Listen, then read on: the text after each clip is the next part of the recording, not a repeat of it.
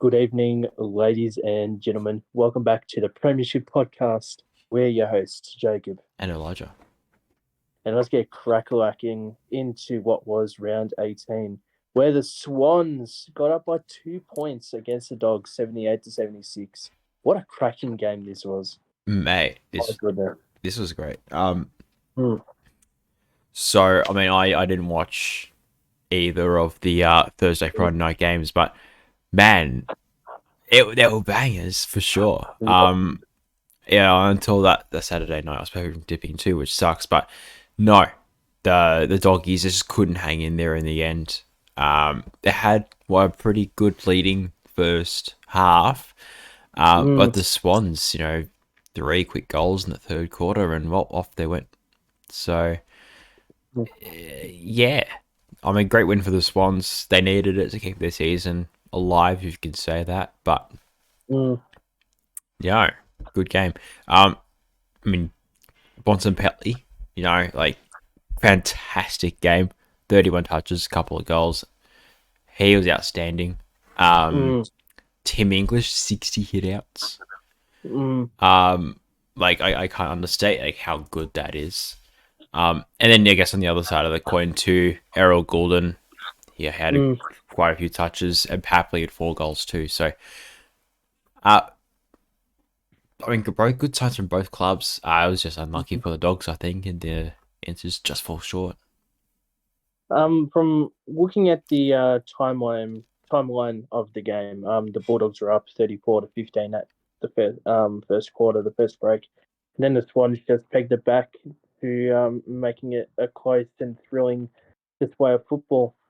And you have players like Krillda, Liberatore, and Bontempelli leading the disposal counts, but Errol Goulden, may I just say, was fantastic this game. He really knows how to penetrate the ball into 50 and makes it unique moving forward. Puts it in places where the forwards love the footy. The goal scorers, Papley kicked 4, so he's on a roll at the moment. Aaron Norton with 3, and Franklin with 2. So overall, the player I truly feel sorry for is Bontempelli, because he plays fantastically week in and week out, and you got the rest of the Dogs who, like Liberatore, they've got a fantastic midfield, but it just seems that they're really wasting their talent in not really pushing for that top 4 spot, because with the list that they have, they should be pushing for a top 4 spot, you'd think. But obviously not, because they're losing these winnable games against clubs below them. So the Dogs are there in between, like they're 50-50, inconsistent, when they probably should be more consistent, but all props to Sydney. This game, Sydney, I thought inaccuracy was going to hurt them again. There was a couple of misses where I was like, oh, geez, Ollie Florent or Hayward kicking snaps like Harry Mackay. Like, you shouldn't be doing that from dead in front. Doing the drop punts is the optimal way to do things. But, yeah, Sydney getting the dub. I'm very impressed with them with this game. Yeah. Even, across the board, the Bulldogs had, more time in front, but the Swans just outplayed them, I guess. There's no reason for the Dogs not to win this game, really. It's been unfortunate. They've got plenty to work on. And they play Essendon on Friday night. This coming. So there's plenty to look forward to, and I think the adjustments they'll make across the board might be good from such a close loss. But props to Sydney. They stuck in there and they got the win. And they keep their season alive just by a little bit. Talking about staying alive, Jacob Malcolm with 33 seconds to go in the game, kicking the winning goal. 105-104, Melbourne getting up against the Lions. The Lions were up by, 30 points, and the D's just pegged it back with 7 minutes to go, and props to Jacob Malcolm with that last goal. What a fantastic game this was. Max Gawn was the standout player for me.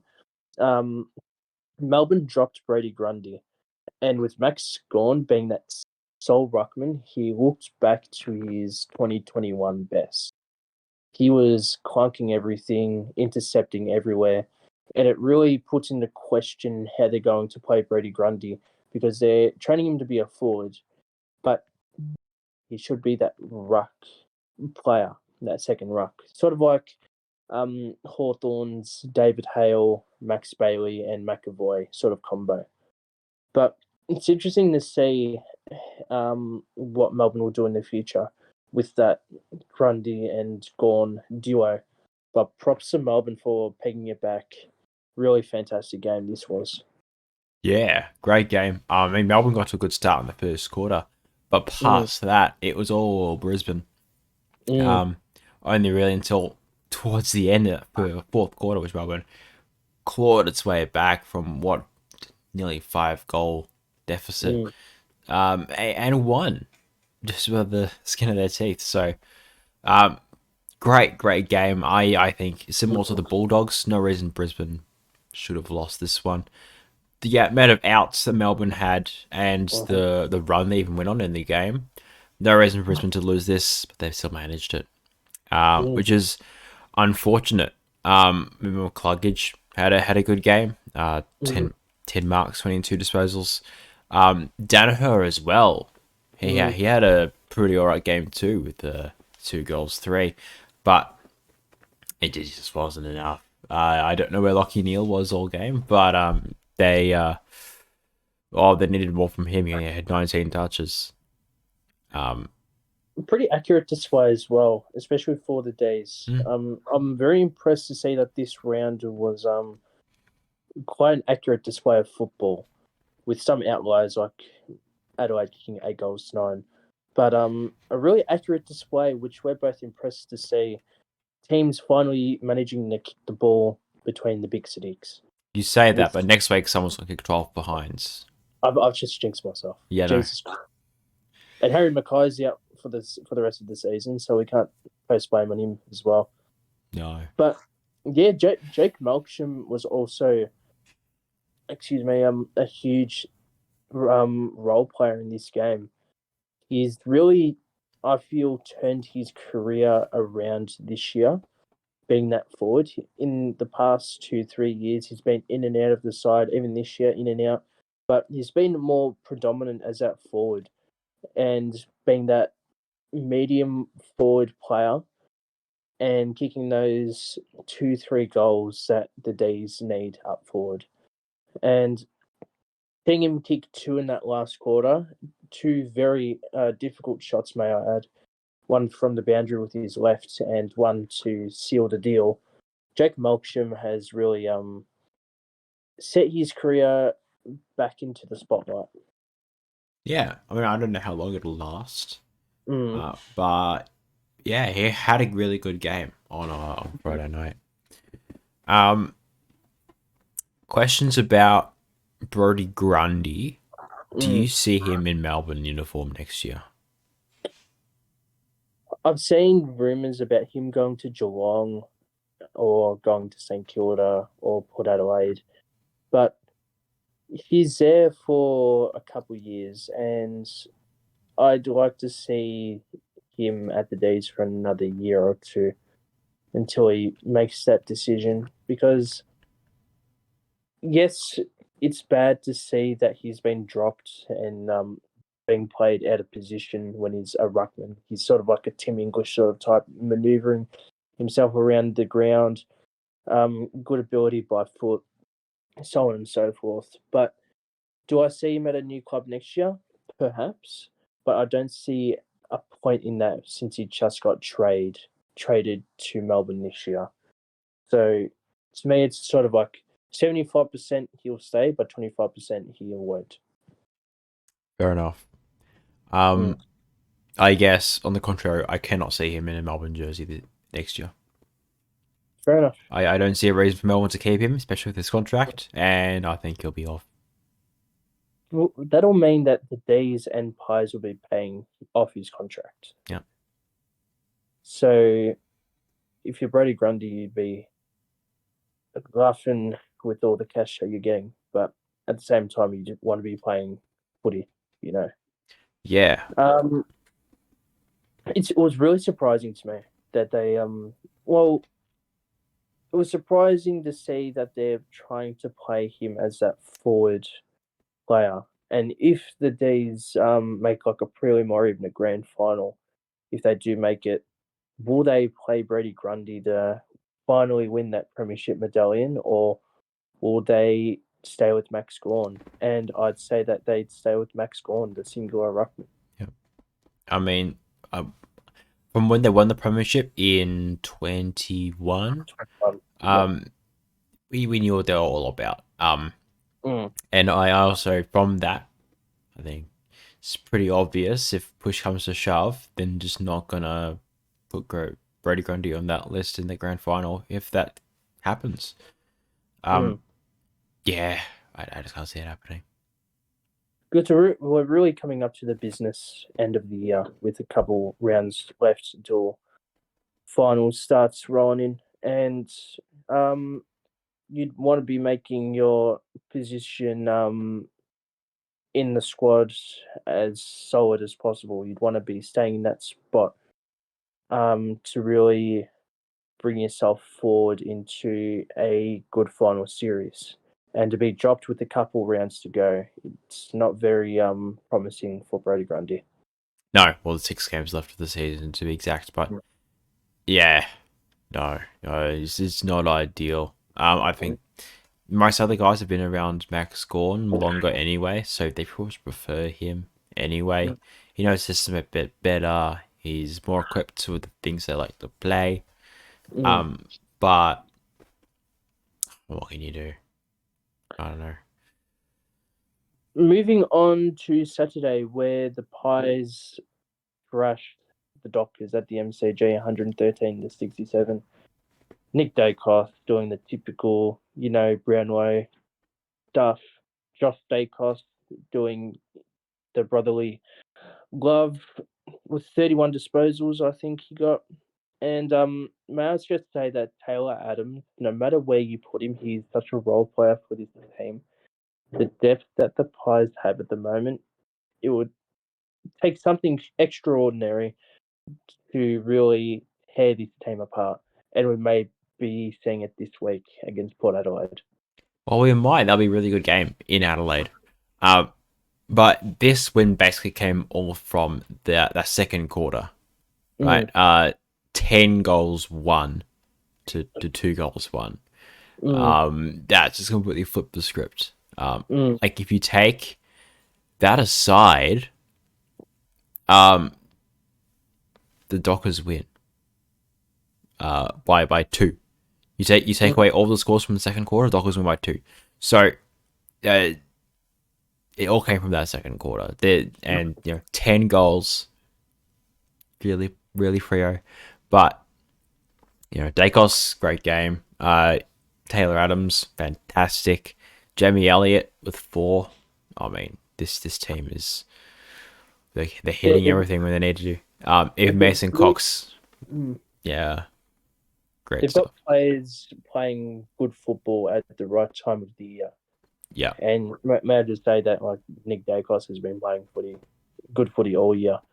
But they've really got the likes of Jamie Elliott, who started off the season not that well, now kicking 4 goals in consecutive weeks. Ash Johnson, who had that little fluke against Frankston a couple of weeks ago, he's now kicked like 3 goals in his past 2 weeks. He's kicked 3 and 3. You've got who else? Ollie Markov, who's come into the team and really brought a bit of dash and enthusiasm into the team. Mason Cox, Darcy Cameron, like the list goes on. The only question I have for them is what they're going to do with Jack Ginnivan at the end of the year. And if I'm being honest, the AFL has sort of ruined his career due to last year's antics, like his high tackling. He was on the press a lot. He was on the media a lot, and now he's not getting played. So, what do you think will happen to him? mate, no idea.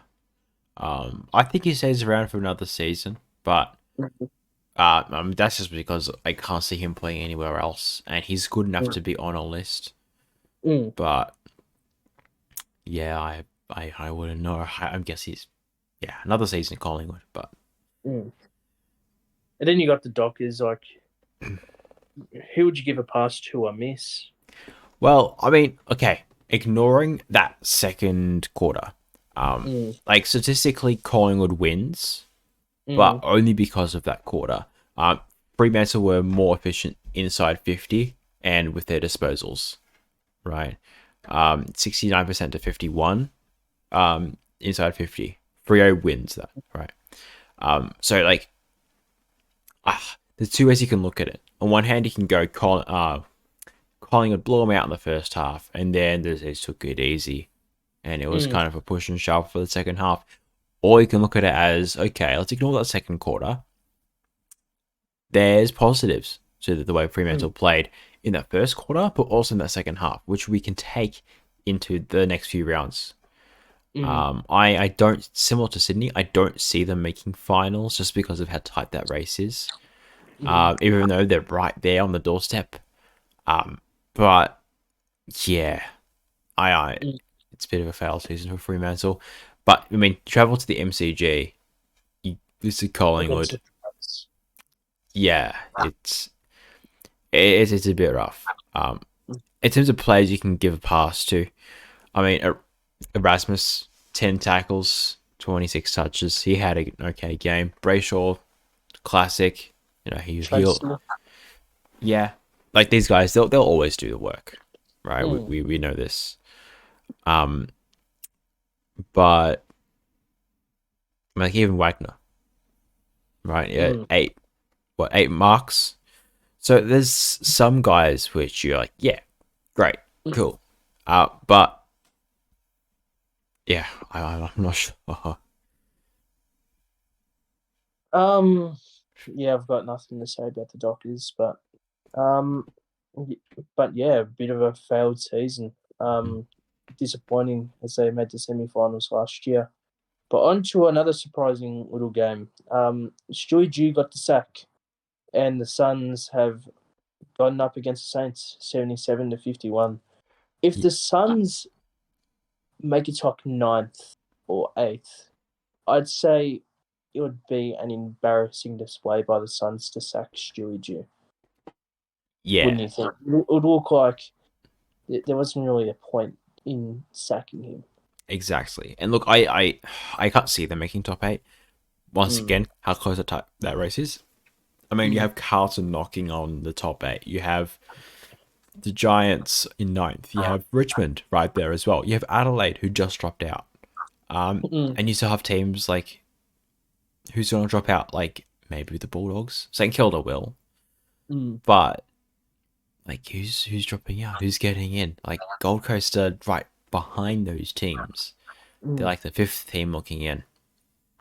So, from my point of view, they're not going to make it. And knowing the track record of new coaches, like, they win the first one, maybe the second, but after that, it's not as fantastic. They play. Who do they play? The Giants. In Canberra this week, and then they've got Q Clash.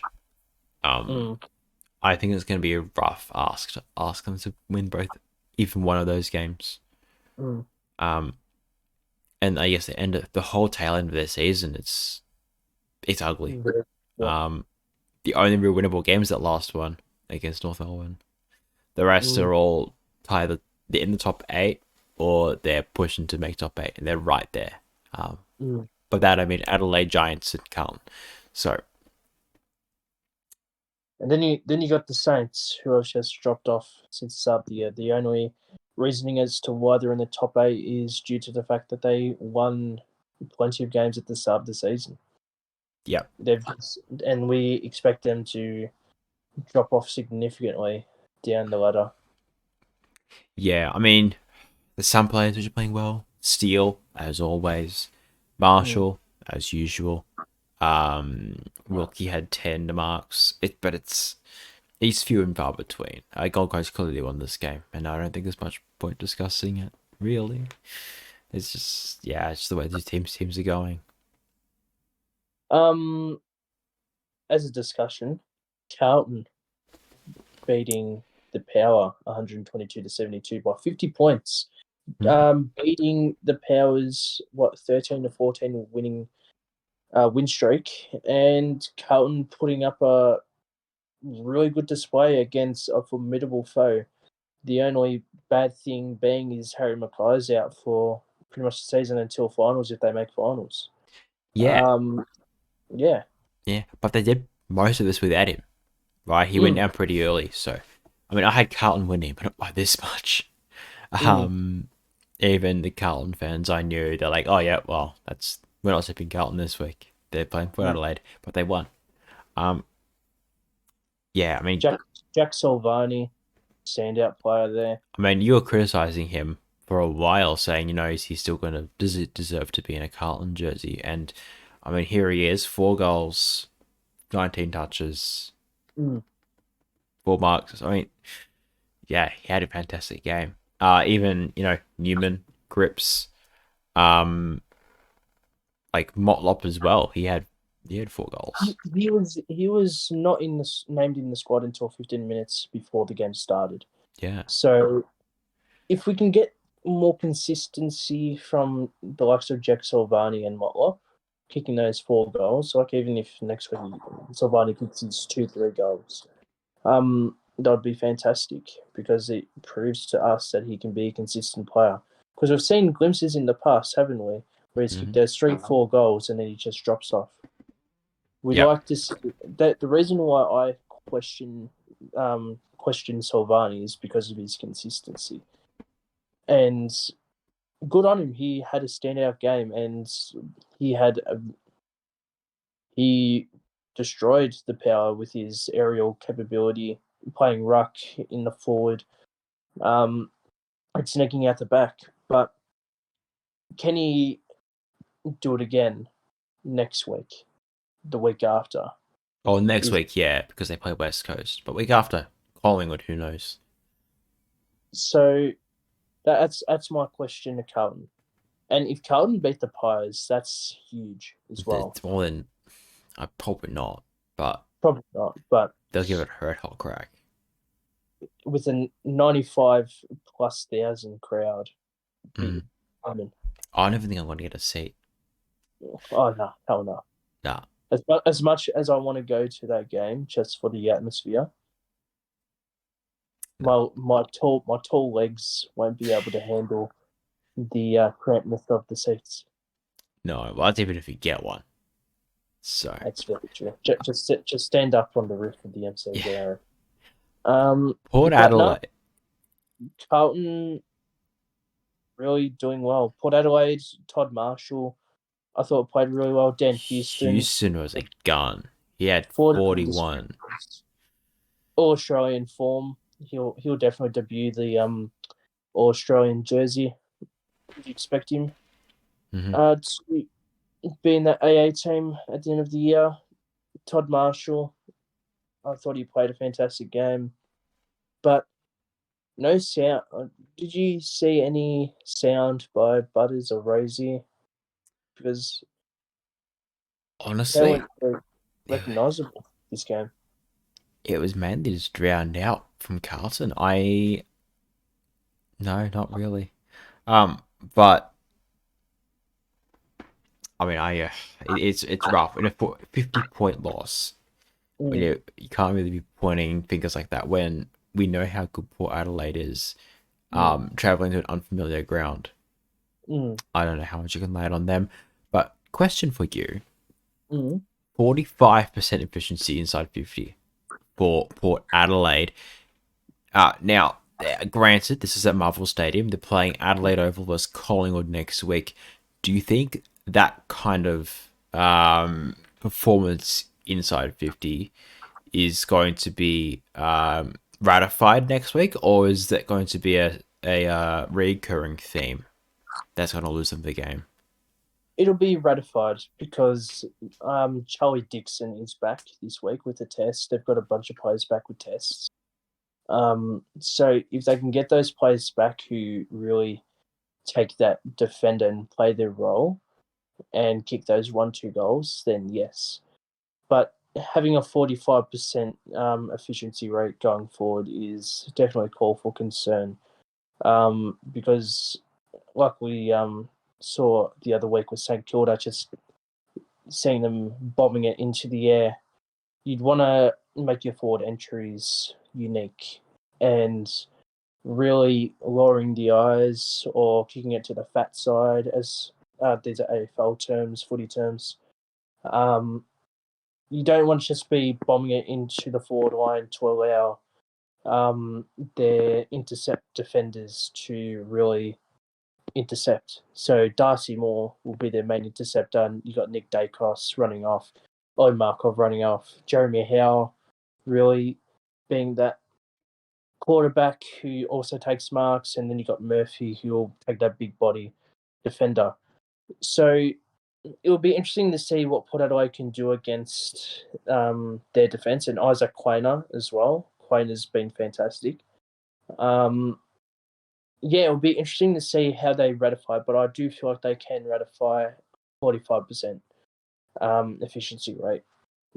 I think with a 14 win streak as well, it was bound to come to an end sometime, and against Carlton of all teams. But yeah, 45% isn't good, and I think they will ratify it. Yeah, fair enough. And I also expect, Ken Hinkley being the coach he is, he's gonna get these guys into shape for the biggest game of their year next week.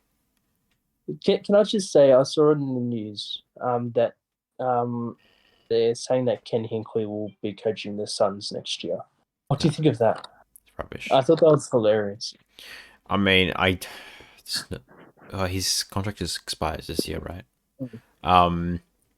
The rate they're going, he's going to be staying for another year at least. So, not happening. Geelong against the Bombers. I watched this game, 122-45. I fell asleep at about halftime. Yeah. Disappointing. I had Essendon winning this one, and What did I tell you? look, I checked the scores at quarter time, and Essendon has 1 point. I go, okay, look, it's just the first quarter. Geelong did it to Essendon. They can surely do it back. It didn't get any better. I don't know. I'd like an apology from you, please, for me proving you right. Essendon, I don't know. Parrish, I guess, had 24 touches, and but and again 9 marks, and Zerk Thatcher 10 marks, but they kind of just got dominated everywhere, and inside 50. I mean, I'm sure you saw this more than me, but 39% efficiency. A bit concerning, but I also am aware it's against Geelong in Geelong. You're not winning those kinds of games of football. And I mean, 4 contested marks to 15. That tells the entire story there, I think. But what are your thoughts on Essendon's performance from before you fell asleep? I thought nearly killing Jeremy Cameron was not the go. Firstly, Jeremy Cameron, welcome back. No, watching this game, it was just all Geelong. I barely saw the Bombers go forward whatsoever. Tom Hawkins played a fantastic game. Jeremy Cameron coming back. Ryan Myers in his 100th game played a fantastic game as well. Atkins, Tanner Bruin, Bose, they just destroyed the Bombers up at GMHBA, as we really expect the Cats to do up in GMHBA. Yeah, that's legitimately it. Yeah, do you think if they played the MCG that changes? Essendon stands a bit more of a chance. Yeah. Yes, I do agree. The the geography of The the size. catchment and the size, and geography as well. As it's outside Melbourne, it's a bit of a travel on bus, and obviously, for Essendon's on interstate team, but going interstate, being on a plane, obviously has effect of how you're gonna play because of the fatigue of being on a plane and the fatigue of being on a bus going all the way to Geelong is pretty daunting, and it would obviously cause the players to have some form of fatigue. I feel, whereas if they were playing at the G or Marvel, they'd be a-okay. I feel like it would be a lot closer. Fair enough. On to the spectacular game that should have been on Channel 7. The Giants beating the Crows 57-71. What a game of football. Ripper. Do you think the Crows have gotten too arrogant? I wouldn't say arrogant. I think they're getting too comfortable. Mm-hmm. Right, and this is the thing I like to say. I get told to by I say to others too. Right, you can't get too comfortable. You always have to be slightly, reading the room still. Pay a bit more attention. And I think Adelaide throughout the season, I guess until now, they've been kind of sitting there nice and pretty in top 8. Like, oh, look at us, we're doing so well. And then fourth quarter rolls around and they concede 5 goals, 2, and they score 1 behind. So, yeah, probably should have won this one. But look, credit to the Giants for, sticking it to them. Yeah. The Giants have been the surprise of the year, I reckon. And they've got the likes of like Toby Green rolling, and he should be in the All-Australian team as well as a small forward with Charlie Cameron. But good on the Giants. Rochelle, really not a good display from him. He needs to pull his head in. And I'm now tending to agree with Kane Corns with his long contracted players falling off. Rochelle signed until 2029, and he has somewhat fallen off. And I'm pretty sure there's another player. Keeping the players on edge as really shows what the player can be made of, because it shows that they are invested into the team and want to stay in that list. And I feel like seeing what Rochelle is doing and seeing what players are doing with the long-term contracts isn't looking too good. I feel like giving them the 1 to 2 year contracts that they originally gave Rochelle would have given him time to think, I've only got a limited amount of time to show what I am made of.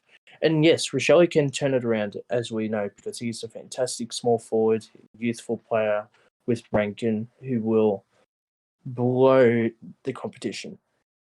But to see him fall off because of perhaps it's a long contract, cockiness, arrogance, getting too confident, as you said, Elijah. But to me, the Crows should have won this game.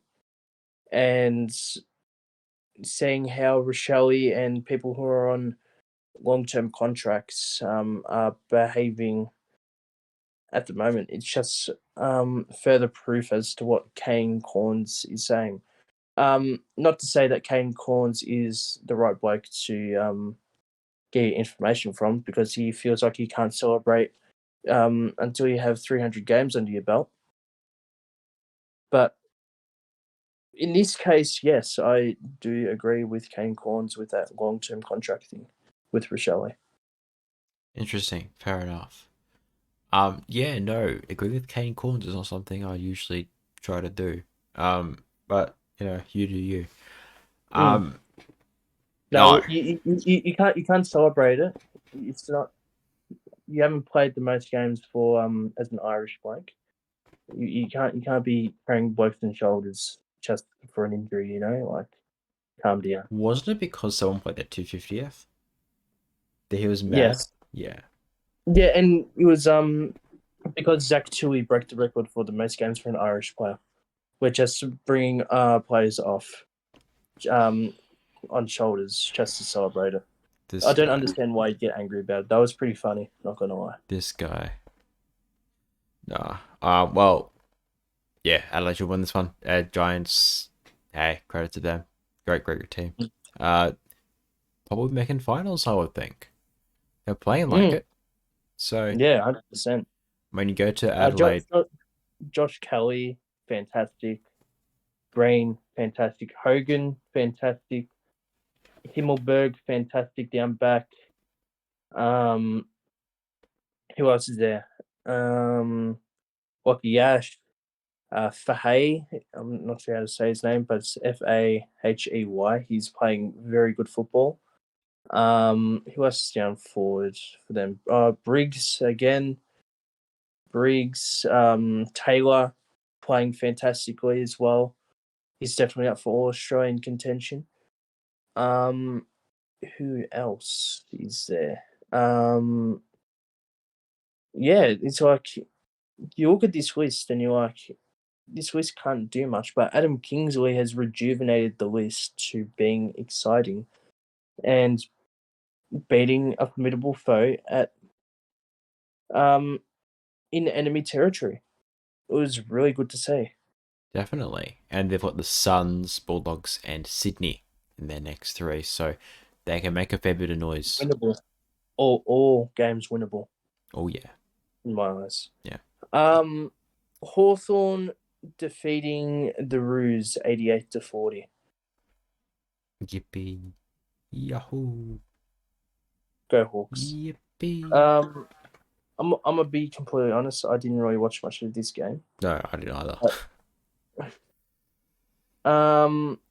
But let me have a look at the stats. Carl Amon and Warple, probably the best players from what I could Oh gather. yeah, Connor Nash with the 30 disposals. Newcomb.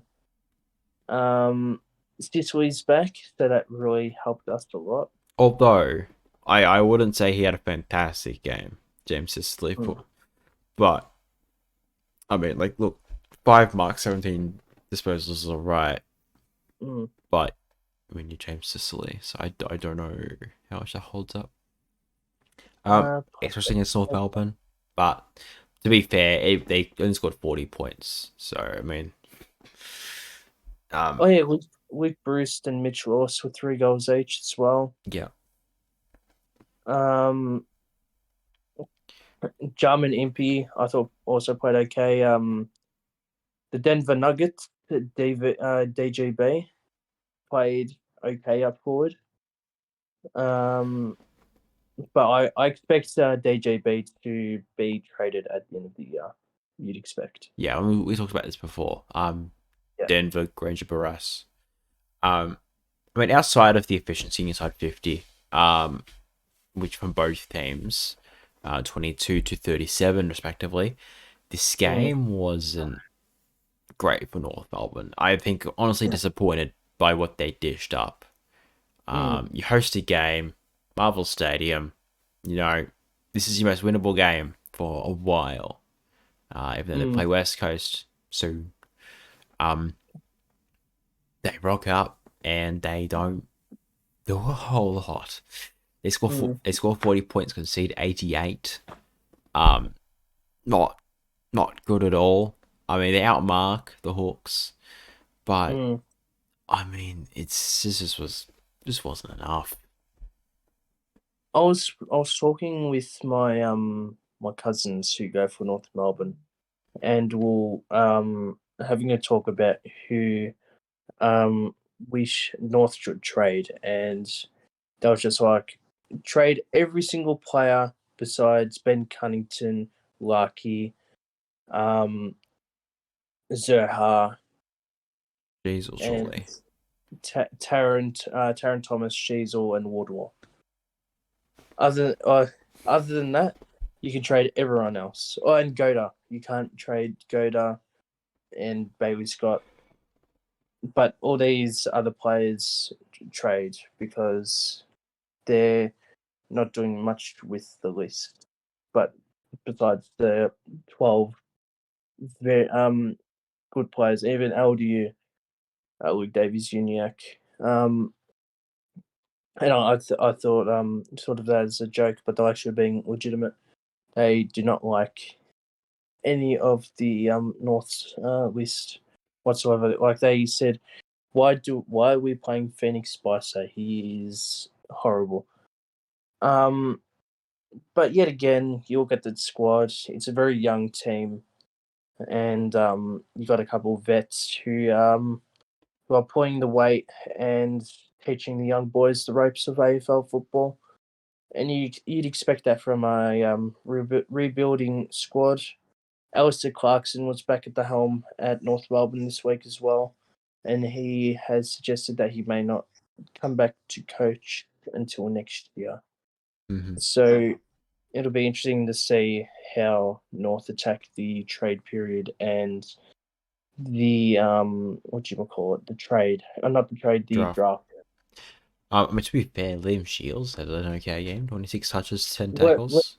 Shields was a player I saw play a good game, and he nearly really injured himself in that last quarter. From a highlight that I saw, but other than that, the Hawks just got it done. Yeah, I mean, and North got quite a few injuries. Too. It's not updating, but no. What is it? Wardlaw, Prochevsky, Satan. I'm just getting them up. I mean, not, sorry. Coleman Jones. He was injured. Wardlaw's subbed out. With an injury.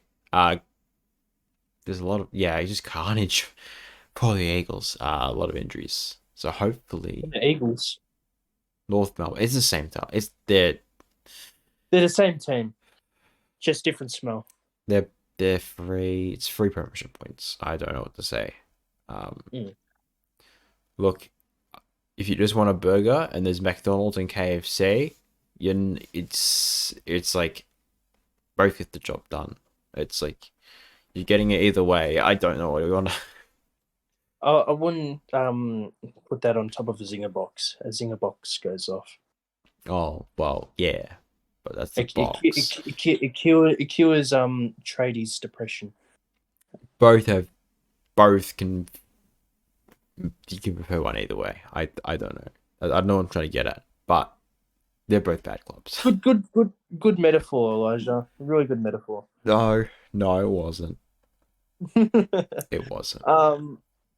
On to the Richmond Eagles game, where, to be honest, I was surprised the Tigers didn't beat the Eagles by more.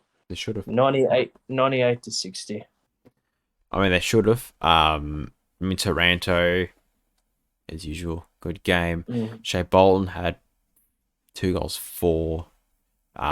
Dusty and Marlon Pickett also had a couple of goals each. On the flip side, I think I'm disappointed the Tigers didn't play as well as they should have, but West Coast, they had. I don't want to say they were in it because they were just over 6 goals lost, but Oscar Allen had 3 goals. I mean, Jack Darling had 3 behinds. I mean, if he kicks 1 goal 3, turn the 3 behinds into goals, that's an extra 15 points. Congratulations on him becoming the 3rd West Coast player to kick 500 plus goals as well. Yeah. And also, Dom Sheet, as usual, good games. It's just the normal people doing the normal stuff. I mean, it's tough to say because they're the bottom team in the comp, but Jinby also injured.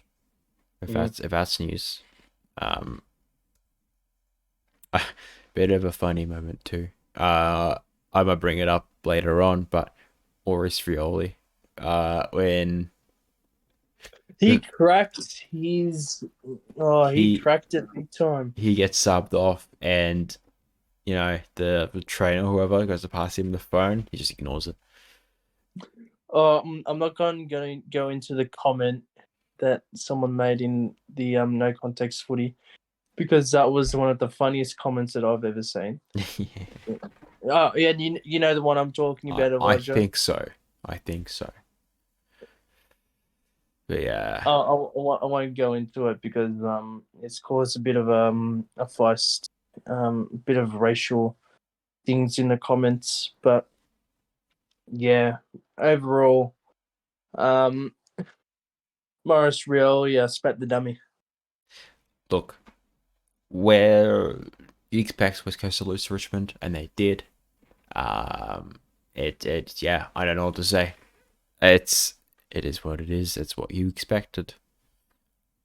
The other thing I wasn't expecting is for the Eagles to lose by 38 points. I was expecting them to lose by about 50 odd points.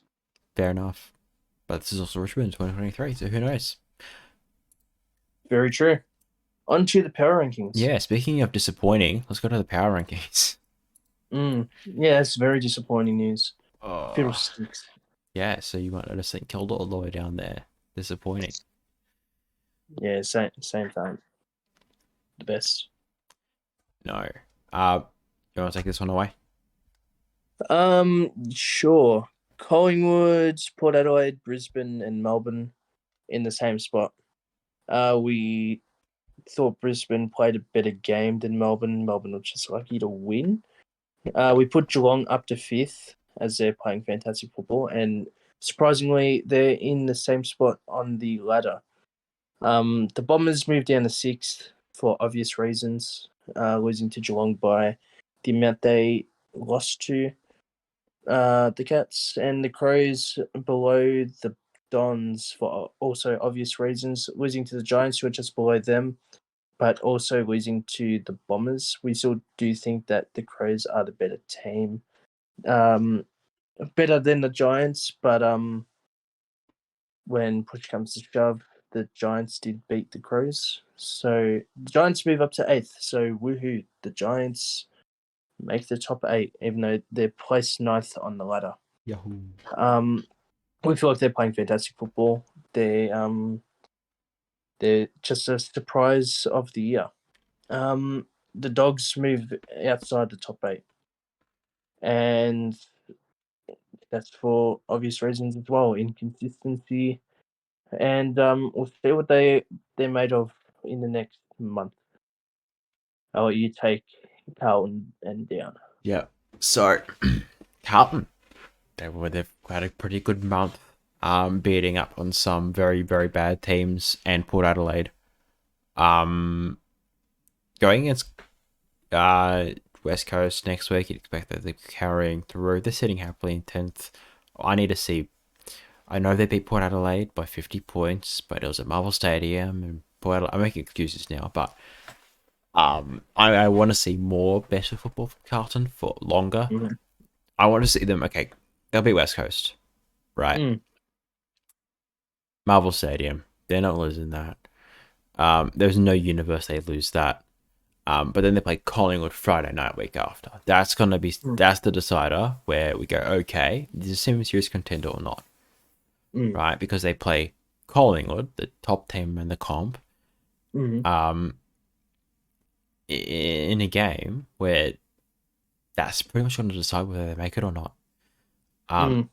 Especially against all these other teams also pushing, right?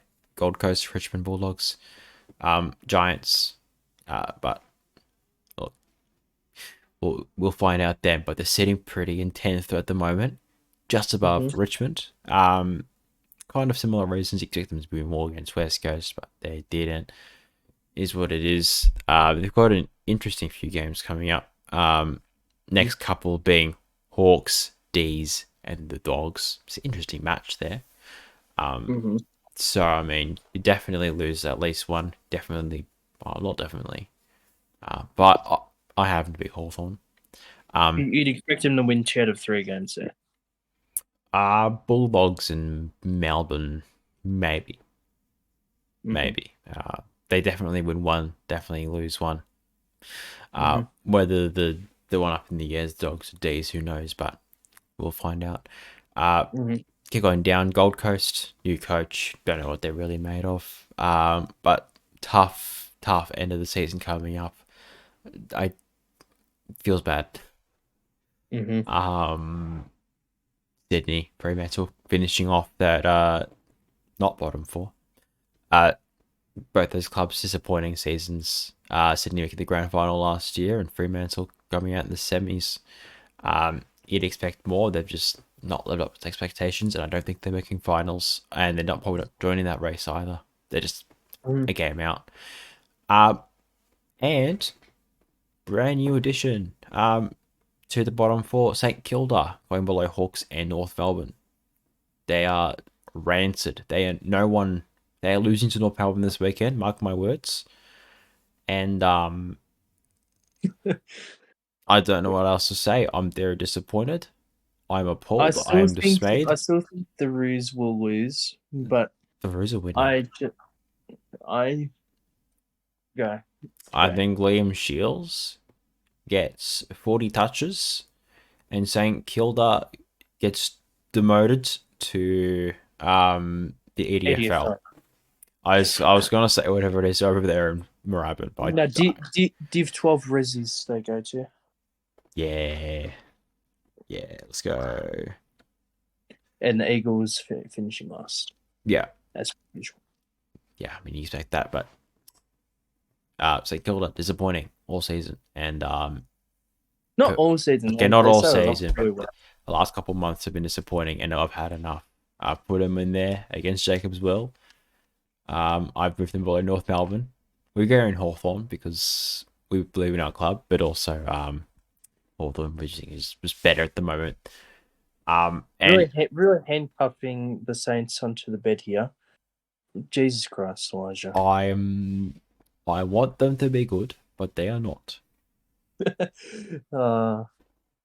have the list to make at least 12th, and they're probably not even making it top 18. I think they're being demoted this year.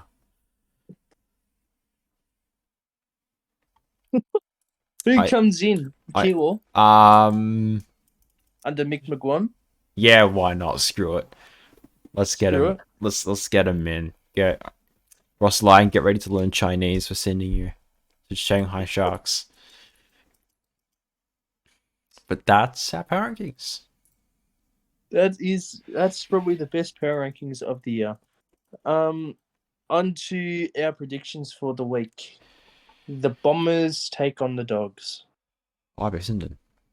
I've got Essendon as well. Yeah. I mean, look, Dogs are the favourites in this one for, obvious reasons. Marvel Stadium, the whole jig. But Essendon, tough loss against Geelong. I guess both some limb grounds. They probably pay with the MCG, but Essendon, I feel like there's plenty to work off of. They'll be pumped to turn that around, and why not do it against another team who's also vying for that top 8, 7th versus 8th. Can't wait.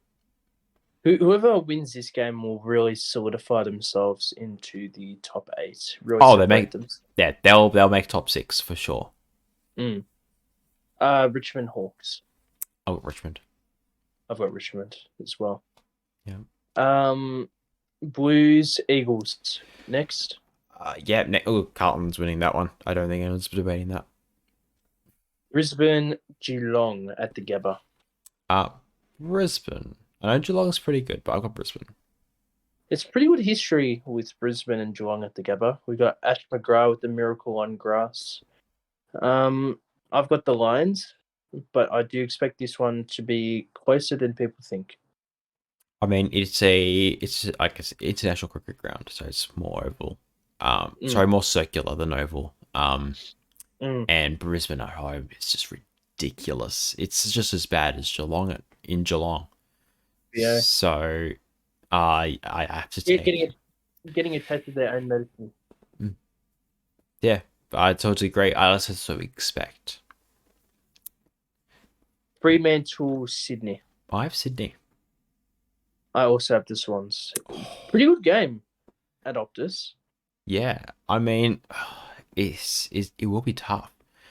I guess both teams disappointing seasons, like I said before, in power rankings.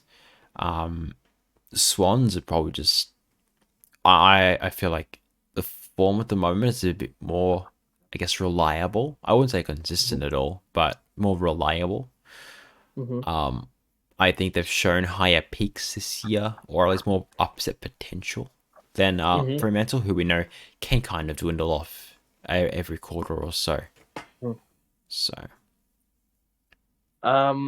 Game of the round, Port Adelaide I Pies. have the power. I've got the Pies. Okay, here we go. I've got the Pies. Talk to us. I just think, even though it's at Adelaide Oval, I feel like the Pies are just they're brewing up something. They're bringing a storm. I've got this gut feeling they're going to bring a storm.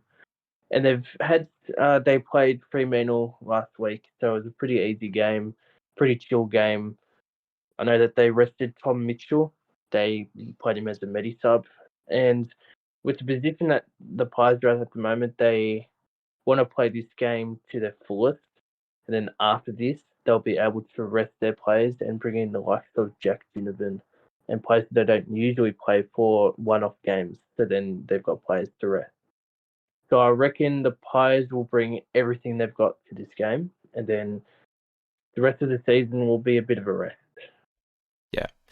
Now, I have Port Adelaide. I'm completely aware that they are not the favourites to win this game, despite being at home. But I think because it is at home, I think it's a very, very big advantage. We know Ken Hinkley, he's a good coach. He's going to get these guys into shape, and home ground, bouncing back from a pretty disappointing game against Carlton. I feel like Port Adelaide probably get this one done. I mean, it's hard to call, but If this was at the G, would you expect the Pies to win? I would. Yeah. It's like the crowd are their 24th man. Yeah. If you look at it now, since it's at Adelaide Oval, the crowd will be insane. But at the same time, the Pies are sort of used to that crowd because they're getting sold out crowds. So that's a thing to keep in mind. And that's one of the key reasons why they beat Gold Coast too. I guess Battle of the Prison Bars. I feel Eddie like Maguire. the Eddie Maguire showdown. No, yeah, I Port Adelaide. It could go either way. It could go either way. It could be close. It could be a blowout. Who knows? It'll be very fun to watch, though. I expect there to be a bit of a scruffle as well. I expect a lot of physicality in this game. Yeah. Dan Houston after the siren, 50 meters. Oh, wrong game. Never mind. Giants Suns in Canberra. Giants. I've got the Giants. Yeah, I think we talked about it before, talking about the Suns in their win against St Kilda. Yeah, I think this the Giants. Just they got this one. Excuse me. Melbourne, Adelaide at the G. Good upset, another one. I've got Adelaide. Yeah, I got Adelaide too. I've got Adelaide. I've said it for the whole year. I love the Crows, and even though Rochelle is out, I feel like they have the superior forward line. Even though the D's have superior defense, where it'll be won is in the midfield. Yeah, and the Crows are a lot more exciting. We led Dawson, Sloan. Yeah. I think a lot of Melbourne guys are still out. I think they have an advantage if they basically went to the final siren against Brisbane. There's no reason why this can't do. Exactly right.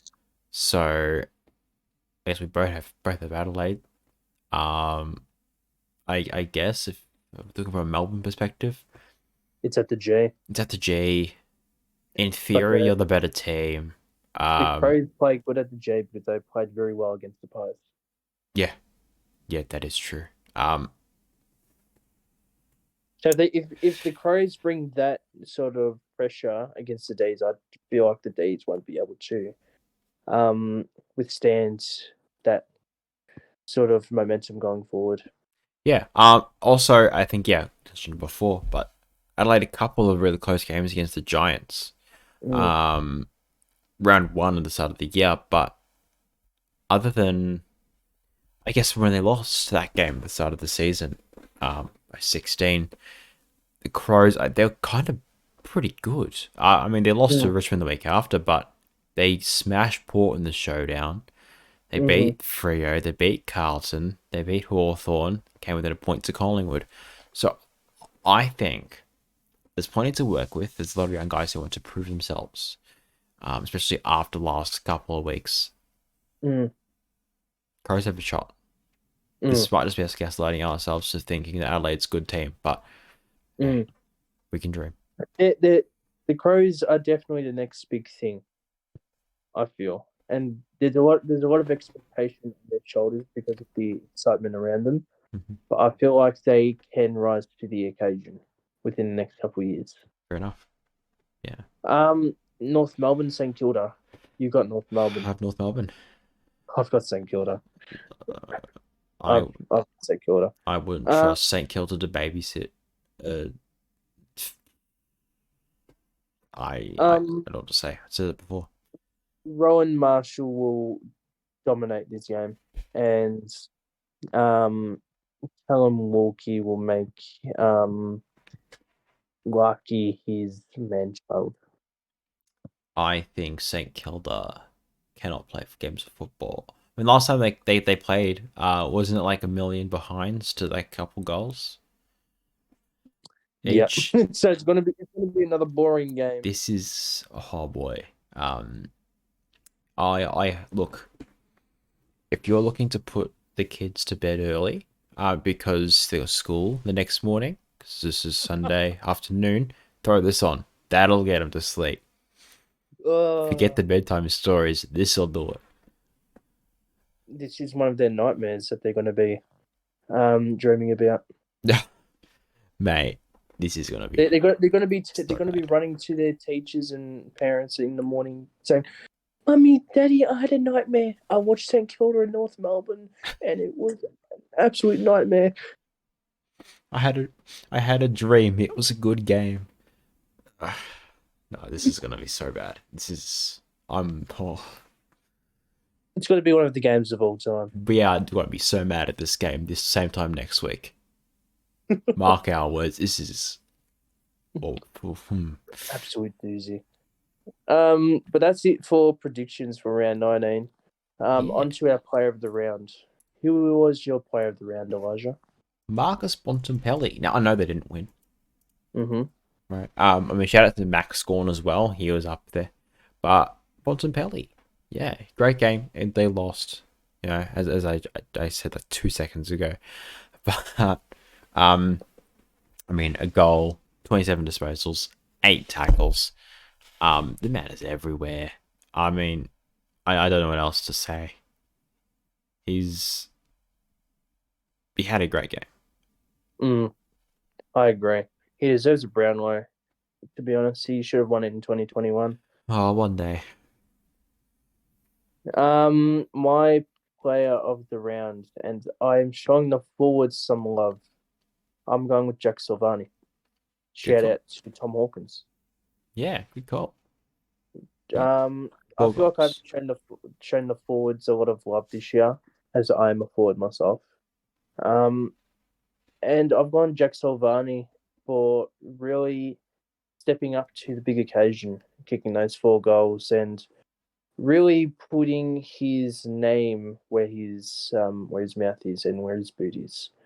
The Silvani name lives strong at the Blues, and he really proved why he is a part of that bloodline.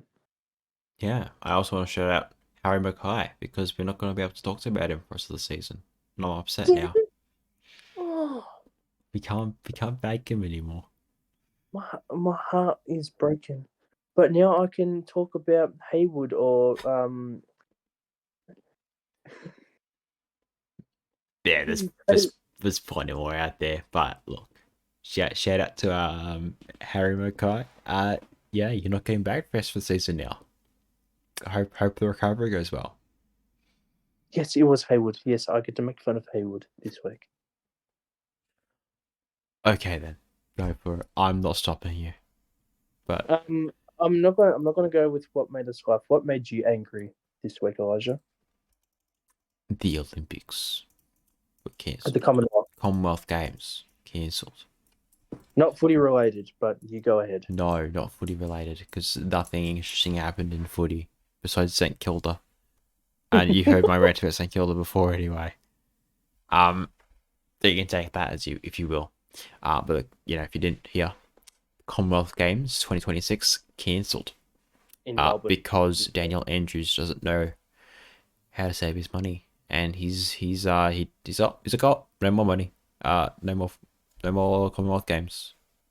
See you guys in another. When was the last one? 70 years. I don't know. Not 70 years. Last year. It's been a longer time that it's been in Melbourne. Than St Kilda's won on Premiership. So I'd also like to say that for all our viewers out there, Melbourne's going through a housing crisis, like a rental crisis as well. So for people like us, and not footy related, for people in our generation, from about 24 under, it's going to be very difficult to buy your first house. 24, mate. What 30? You haven't moved We're out.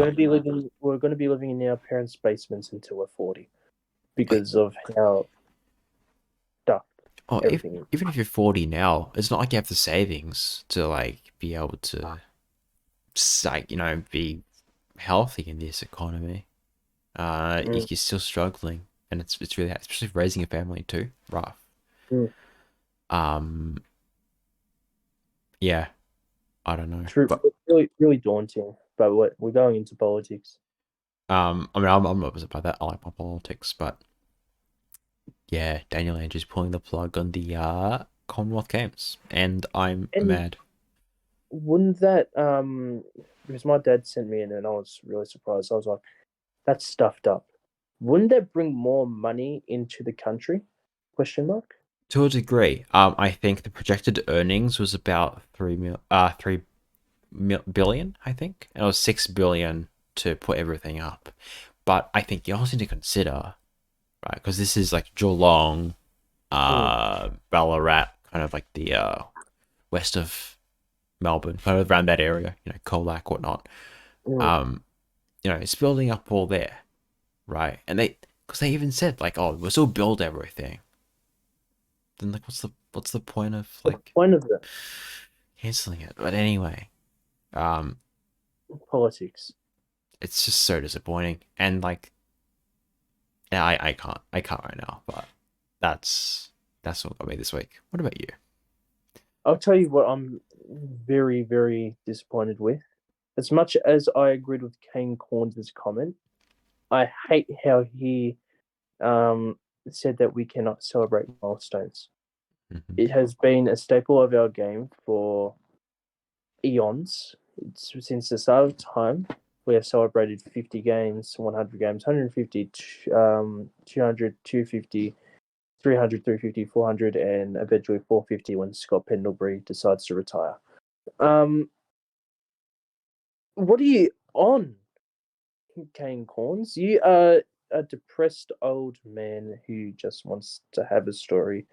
Just when you think he's turning a new leaf, he comes up with something new. Next thing you know, you won't be able to celebrate a winning goal because you can't be celebrating that. It has to be all professional. Professionalism, no excitement, no smiling.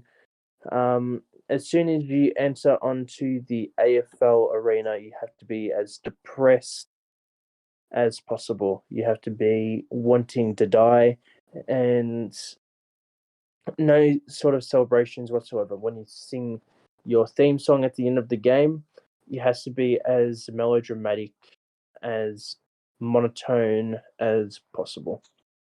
Because you cannot celebrate anything these days because everything has to be as depressed as St Kilda Football Club at the moment. Look, that 2007 grand final really did something to him. He's having a bit. Has he tested for PTSD or? I don't know. No one likes canned corn, so I don't think. He's not a. I think he needs to go eat some corn. He doesn't have the most popular of opinions. Or at least they're not. Here's my question here: who's worse, Caroline Wilson or Kane Corns? Or Kerry Underwood? St Kilda Football Club. Final answer. I think Kerry Underwood, commentating the Hawthorn North Melbourne game, was absolutely atrocious. I do not want to see her commentate our game ever again. I think it was deserved. It was like 16th for 17th. I think you give him a chance. It's the blue team versus the brown team. What do you want? The yellow and the P and Poo team against the white and blue. No. There's some horrible people out there in journalism, and how come the AFL don't have someone like Charles Barkley who has no filter? Would you say Chompers has no filter? He's a bit of a laughing man, but the AFL needs someone like Charles Barkley who has no filter and says what's on his mind and just makes everyone laugh. And we need like a Shaquille O'Neal, which is like our Matthew Lloyd, who is logical and knows how to have a laugh and laughs with him. Yeah. I mean, to a degree, it's just Nathan Brown and Matthew Lloyd, but Nathan Brown. Yeah, I agree. And Chompers, Chomp. And Stevie J's been good on the panel, may I just say. he Stevie is. J's been fantastic. He's great. On to what made us laugh. And I'm going to take it away with the No Context Football, the best meme outlet for football.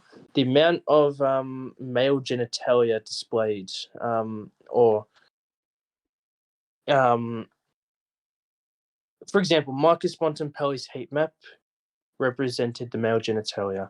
Who else was there? There was Harry Petty, who had tape on his lap, and it looked like the male genitalia. So the male genitalia was of huge what's the word here? Hugely displayed this week. Jack Martin's celebration. What's this? I don't know what this is. And Jeremy Cameron pointing out his tongue and really wanting a beer because he seemed quite thirsty. And I know you wanted to go on about Maurice Rioli. Oh, yeah, I've said it before, but Maurice Rioli denying the phone. Maurice Rioli. But anyways, on to our final comments. What is your final comment, Elijah? Final comments. The St Kilda Football Club is a disgrace. And what do you have? Bring back Stuart Gear. Fair enough. Do we want to talk about the wildcard thingo? I guess we can. The wildcard has been in the news as of late due to the fact the VFL has like a top 10 and they're suggesting that the AFL should create a top 10 where, was it 7th against 9th and 8th against 10th, and whoever wins that versus 5th and 6th. NBA play-ins. Pretty much. And the only reason I disagree with it is because we don't have enough teams to do that. I feel like if we have 20 to 22 teams playing, if we get the other team after the Tassie team comes in, then I'm all for it. But at this moment, I'm going to say no. And I know Elijah, you're huge on it as well. I think you like it a lot. Yeah, I mean, I've liked the idea for a while anyway. Even before the NBA decided to implement it. I think it's just a good idea. It's another incentive for other teams to play well. Like you think of Fremantle, you think of Gold Coast, think of Sydney. At this point in the season, you think, okay, maybe they lose this week, they're done. What do they play for, right? I do still think wait till Tasmania's added to the comp before you can really, solidify it and actually add it. But it does not hurt at all. I don't think it doesn't hurt the brand. If anything, I feel like it's just gonna benefit the game. I mean, you can say all you like, oh, it's just copying America. We don't want to be Americanized, but it works and it's good and it's proven to work through those American leagues. So why not add it here? It makes this season a bit more interesting as well. It does. You could see a 10th positioned Bulldogs versus a top place Collingwood in a grand final. That would be very interesting to see. And whether or not people agree and disagree with it, but I think it's very similar to how we both thought about the mid-season trade period. We're definitely against it. We're both against it. And yeah, as you said, Elijah, we don't want to be America-like, but as you've said, it's proven to work. So I think we're both for it until more teams are added into the AFL. Yep. I mean, VFL has it. Right? They do. No, Even though it's not really the VFL anymore. It's more like Queensland, South Australia. Yeah, that's a whole other tangent. But yeah. I mean, they have it. If we have more teams, then we can add it too. No reason why we can't. Definitely.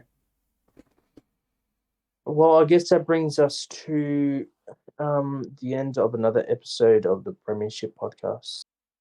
Your hosts, Jakob and Elijah, say goodbye to you. Subscribe. Like, subscribe, Twitter, YouTube. Please subscribe. Subscribe now, and maybe St Kilda will get relegated. Yeah, we'll find out. Let's hope Keilor gets added to the AFL at the end of the season. Let's go.